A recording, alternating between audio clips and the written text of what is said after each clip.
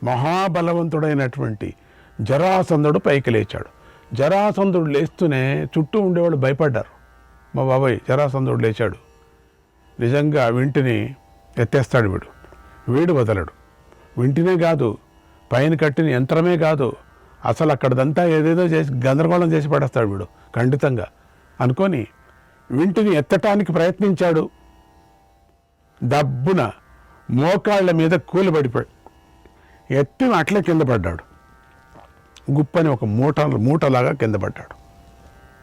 సభలో ఘోర అవమానం జరిగింది. ఎవరెవరు నవ్వుతున్నారని అందరి తట్టు చూసి అట్లా చూసే కొద్ది ఇంకా అవమానం అవుతుంది కదా, చూశాడు. దానిని జరాసంధుడు తట్టుకోలేకపోయాడు. వెంటనే ఏం చేశాడు, వెళ్ళి కూర్చోలే తన సీట్లో, తన దేశానికి వెళ్ళిపోయి అప్పటికప్పుడే స్పెషల్గా గేట్ తీయించి, వాడు చూస్తేనే తీసేశారు గేటు స్పెషల్గా తీయించి గట్టిగా అరుచుకుంటూ ఆ తక్షణమే వెళ్ళిపోయాడు. జరాసంధం కూడా బయలుదేరింది. మిగతా వాళ్ళంతా వాళ్ళ సీట్లో కూర్చున్నారు భోంచేసుకొని నిండిపోదామని. ఈ గాయాలు పడ్డాయి కదా, కొంచెం బాగు చేసుకొని దానికి మందులు గిందులు వేసుకొని వెళదామని కూర్చున్నారు. వీడు మాత్రం జరాసంధుడు తట్టుకోలేక స్పెషల్ గేటు తీయించి తక్షణమే తన గుర్రంలో పటపట పటపటపట వెళ్ళిపోయాడు. తర్వాత బలవంతుడైనటువంటి మాద్రరాజు అయిన శల్యుడు ప్రయత్నించాడు. అతడికి అదే గతి పట్టింది. శల్యుడు కూడా కింద పడ్డాడు. అందరూ చూస్తూ ఉండగా శల్యుడు కూడా మోకాళ్ళ మీద కూలబడిపోయాడు. ఎత్తటానికి అయ్యలేదు అది. ఇక రారాజు అభిమానవంతుడు దుర్యోధను లేస్తూనే చప్పట్లు చప్పట్లు చప్పట్లో చప్పట్లు, జయ జయకారాలు జయ జయకారాలు. వాడి తట్టు తోసుకొచ్చి చాలామందిని మోసుకొచ్చాడు కదా చెప్పటానికి, చప్పట్లు కొట్టించడానికి. అది వాళ్ళ తట్టు వాళ్ళే దండుకున్నారు కదా, వాళ్ళ అన్నతమ్ముళ్ళే దండుకున్నారు. 70-80 మంది ఉన్నారు. వాళ్ళందరూ కూడా వాళ్ళందరూ పైకి లేచి చప్పట్లు కొడుతున్నారు. అందరూ ఏదో అయిపోయినట్టుగా. ఇక ద్రౌపది వాడికి హారం వేసినట్టుగా మెడంతా సరిచేసుకున్నాడు. ఇక్కడ హారం వేస్తే బాగుంటుంది, ఇక్కడ వేస్తే బాగుంటుందని కిరీటాన్ని అంతా సరిచేసుకున్నాడు. పైకి లేచి టీవీగా విచిత్రంగా నడుచుకొని వస్తున్నాడు. దానికి నడిచే తట్టు కూడా డమ్ డమ్ డమ్ డమ్ అని కొడుతున్నారు వాళ్ళ తట్టు వాళ్ళంతా. అది ఆయన నడుచుకొని వస్తున్నాడు. మధ్య మధ్యలో ద్రౌపది వంక ఒక్కపారి చూస్తూ, మీసాలు ఒక్కపారి ఇట్లా అనుకుంటూ, ఎదిరించుకుంటూ, వస్త్రాన్ని ఒకపారి ఇట్లా అనుకుంటూ, గలగల గలగల అని చేతులంతా ఒక్కపారి తిప్పుకుంటూ, ఒక్కపారి ద్రౌపదిని చూసి నవ్వుతూ, ఆవిడెందుకు నవ్వుతుంది అచ్చి ఉంటుంది అట్లా అంటూ అని వచ్చాడు. ఇంటి వద్దకు వచ్చాడు. ఒక్కపారి ధనస్సును పైకెత్తాడు. ధనస్సును పైకి పట్టుకున్నాడు. అప్పుడు దుర్యోధనుడు ధనస్సును పట్టుకున్న ఇంద్రుడిలాగా ప్రకాశించాడు. ధనస్సును ఒక్కపారి ఇట్లా పట్టుకున్నాడు. అప్పటి వరకు అన్నీ బాగానే ఉన్నాయి, అంతా బాగుంది, అన్నీ అనుకూలంగానే ఉన్నాయి దుర్యోధనుడికి. కానీ ధనస్సును ఎక్కువ పెడుతూ నారిని సంధిస్తున్నటువంటి సమయంలో నిండు సభలో ఘోరమైన అవమానం జరిగిపోయింది. ఏం జరిగింది? దుర్యోధనుడు విపరీతమైన సంతోషంతో పొంగిపోతూ నారిని సారిస్తున్నాడు. సారించేటప్పుడు అంటే ఇట్లా కొడుతూ ఉన్నాడు, దాన్ని కొంచెం స్పీడ్ ఎక్కువగా అని చెప్పేసి. ఆ నారిని సారిస్తూ సారిస్తూ సారిస్తూ ఆ నారి ఏమైంది, ఆ ఇంటి కట్టినటువంటి పురు నారి ఏమైంది, ఇంతలో వేళ్ళ మధ్యలో ఇరుకపోయింది. గట్టిగా ఇరుకపోయి అది మొత్తం తగిలి ఆ వేలుని దెబ్బతీసి కంప్లీట్గా దాన్ని వంచేసి వంగదీసి దాన్ని 18 వంకలు పోయేటట్టు చేసింది. ఆ దెబ్బకి అమంతంగా గాల్లోకి ఎగిరి ఎత్తిన సింహాసనం మీద పడ్డాడు. ఎత్తి అట్లనే లోపల అది వెనక వచ్చి కొట్టుకున్న తర్వాత వాడే పోసి ఎక్కడ ఏ సింహాసనం వాడు కూర్చొని ఉన్నాడో అక్కడికి వెళ్ళి పడ్డాడు డమ్మని. ఇంకంతకన్నా ఇంకేం అవమానమైందండి. ఎత్తైన సింహాసనం మీద పడ్డాడు, సరిగా తన సింహాసనం మీదే పడ్డాడట. ఇక ఏమంటారని దుర్యోధనుడికి ఇక దుర్యోధనుడికి అక్కడ ఉండబుద్ధి కాలేదు. చీ చీ చీ చీ చీ చీ, ఏంటిది? అతడి అభిమానం దెబ్బతింది, అహం దెబ్బతింది. పైగా సభంతా నిశ్శబ్దంగా ఉంది, ఎందుకంటే ఎవరు నవ్వలే, భయం. ఇవన్నీ దుర్యోధనుడు చూసి, బ్రాహ్మణులు మాత్రం కొంచెం నవ్వారు. ఇవన్నీ దుర్యోధనుడు చూశాడు, సిగ్గుపడి అక్కడి నుంచి ప్రయోజనం లేదు. వాడు గుర్రంలో వెళ్ళిపోతే వీడు ఏం చేశాడు, పల్లకిలో మోయించుకొని పరిగెత్తిపోయాడు, వెళ్ళిపోయాడు. ఇక ఉండాల్సిన పని లేదు ఇక్కడ అని. ఇలా సభలోని రాజులందరూ ఆ ఇంటి ముందు ఓడిపోయారు. ఇక గేటు చిన్నగా తెరిచారు. ఇంకా ఇది ఇట్లనే జరుగుతూ ఉంటుందని వాళ్లకు జరాసంధుడు మొదలు పెట్టాడు కదా, అట్లనే ఒక గేటు, సగం గేటు తెరిచారు. వెళుతూనే ఉన్నారంతా, ఒక్కొక్కరిది కిందపడి వెళ్ళిపోతున్నారు. ఆ ఇంటి బలానికి అందరూ ఆశ్చర్యపోతున్నారు. కూర్చున్న వాళ్ళకందరికీ కూడా ఇప్పుడు అరచటము లేదు, నవ్వు లేదు, ఏమీ లేదు. ఏం వింటే అది? దేంతో చేశారు దాన్ని? ఎవరు వింటే అది? ఆ వింటినే చూస్తున్నారు అందరూ. ద్రౌపదిని కూడా చూసేది ఆపేశారు. ఆ వింటిని భయపడి చూస్తున్నారు. సరిగ్గా ఆ సమయంలో బ్రాహ్మడైనటువంటి అర్జునుడు పైకి లేచాడు. బ్రాహ్మణ వేషంలో ఉండినటువంటి ఆ వింటిని ఎక్కుపెట్టడానికి బయలుదేరాడు. అప్పుడు శ్రీకృష్ణుడు బలరాముడి చేతిని నొక్కుతూ ఇట్లా అన్నాడు, ఒక్కపారి ఇట్లా అన్నాడు నొక్కుతూ, సంతోషాన్ని ప్రకటించి. చెప్పడానికి వీల్లేదు కదా, గట్టిగా ఒక్కపారి నొక్కాడట, గట్టిగా నొక్కాడట. సంతోషమట అది. ఇద్దరు చేతులు ఒకరికొకరు నొక్కుకున్నారు అన్నదమ్ముళ్ళు. వెళ్ళాడు మనవాడు, వెళ్ళాడు. ద్రౌపది అర్జునుడికి అక్కడ చూస్తూనే వశురాలైపోయింది. ఆయన లేస్తూ నడుచున్నప్పుడే, ఎప్పుడు లేచాడు, కూర్చున్నటువంటి బ్రాహ్మలే కూర్చోమయ్యా, ఎందుకయ్యా లేచాడు? ఆ బ్రాహ్మణుడు కూర్చోబెట్టా. ఏ ఆగ్రహంలో ఉన్నాడయ్యా వీడు? ఈడెందుకయ్యా లేచాడు? ఏం మనిషి బాగా లావుగా ఉన్నాను, పెడుగా ఉన్నాను అని అంటే లేచిపోవటమా? దాన్ని ఆ వింటిని ఎక్కువ పెట్టటమా? ఎక్కడరా మీ ఇంటికి మొన్న బ్రాహ్మణార్థానికి వచ్చినాడు వీడేనా? మీ ఇంటికి భిక్షకు వచ్చినాడు? అవును. ఏ ఆగ్రహంలో ఉన్నాడురా చెప్పండి రా, ఇప్పుడే వాడిని బహిష్కారం చేస్తా నేను. యంగ్స్టర్స్ అంతా సంతోషపడుతున్నారు. యంగ్స్టర్స్ అందరూ చేతి రుమాళ్ళని బయటకు తీసి, కింద కూర్చున్న ఆసనాలను తీసి ఓ హీ జై అంటున్నారు. ఎందుకంటే యంగ్స్టర్స్కి సమానంగా ఉన్నాడు కదా. యంగ్స్టర్స్ అంతా అందరూ అటుతట్టు వాళ్ళు ఇటుతట్టు వాళ్ళు అందరూ కూడా ఓ జై జై అంటున్నారు. ద్రౌపదిని అర్జునుడికి ఒకరికొకరు చూసుకొని వశురాలైపోయింది అన్నాం కదా.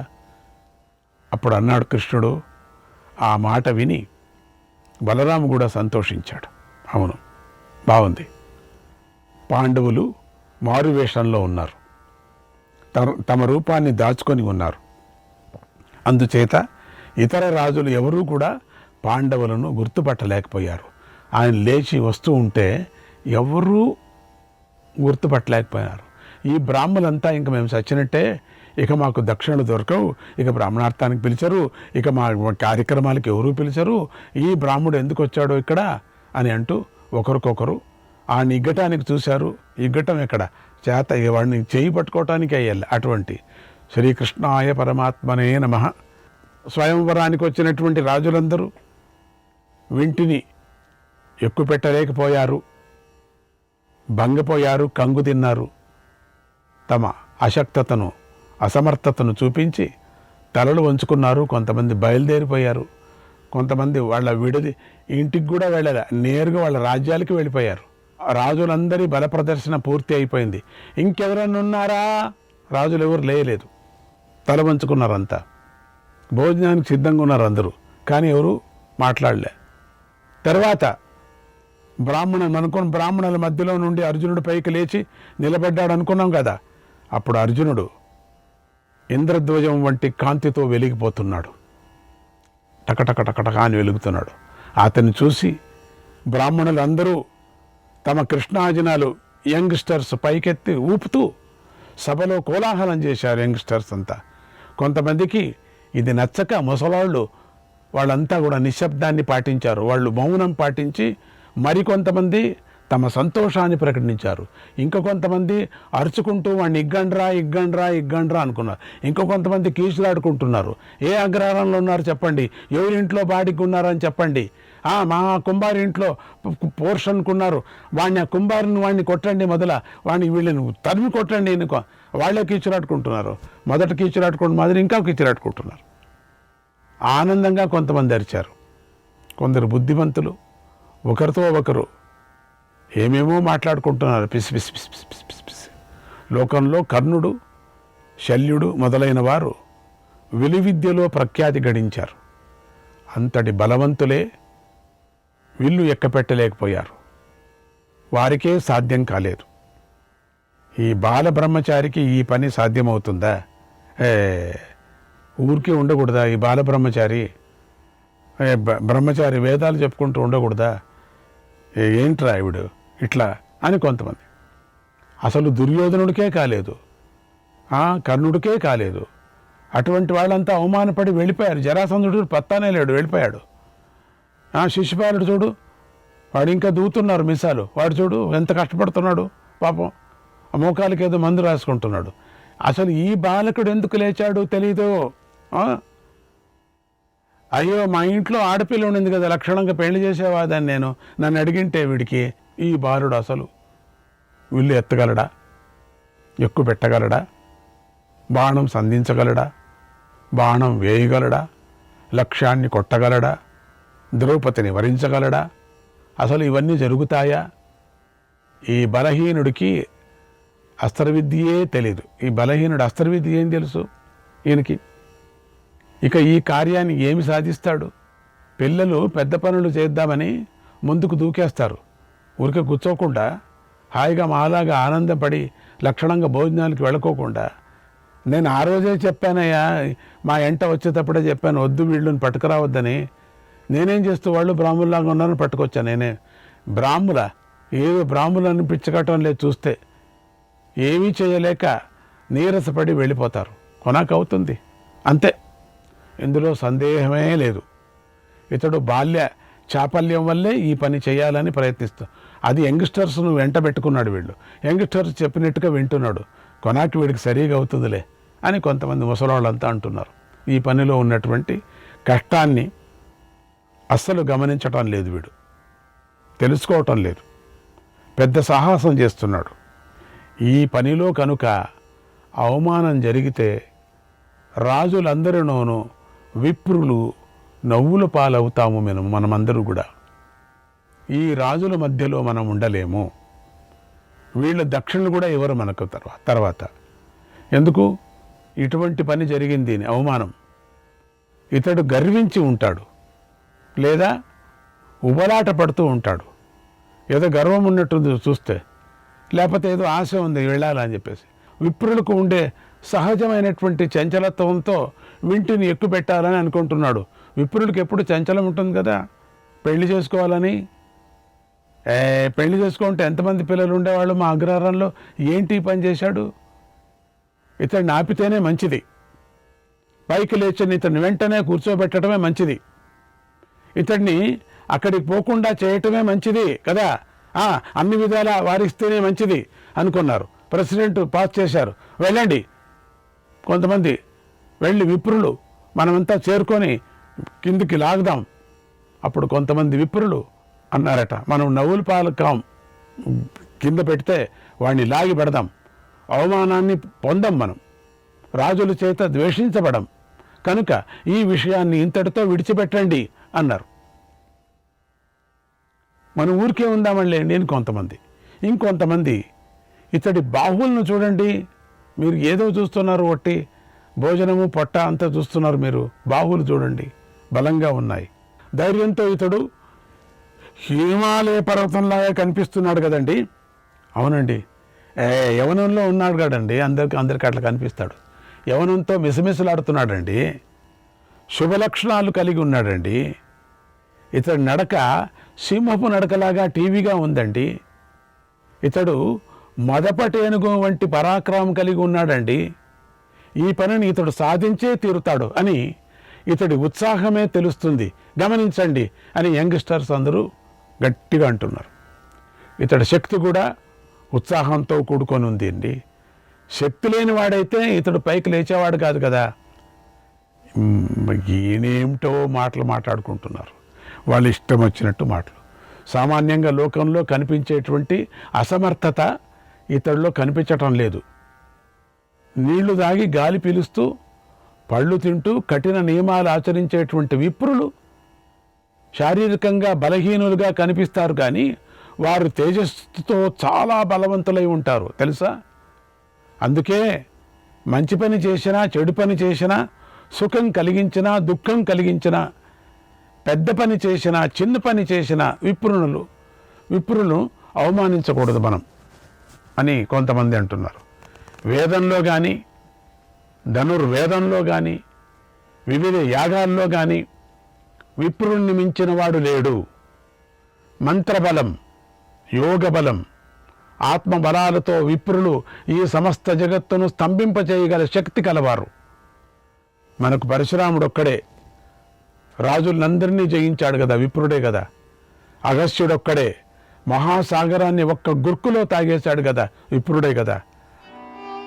తస్మాత్ బ్రువంతు సర్వేత్ర వటురేవ ధనుర్మహాన్ ఆరోపయతు శీఘ్రం వై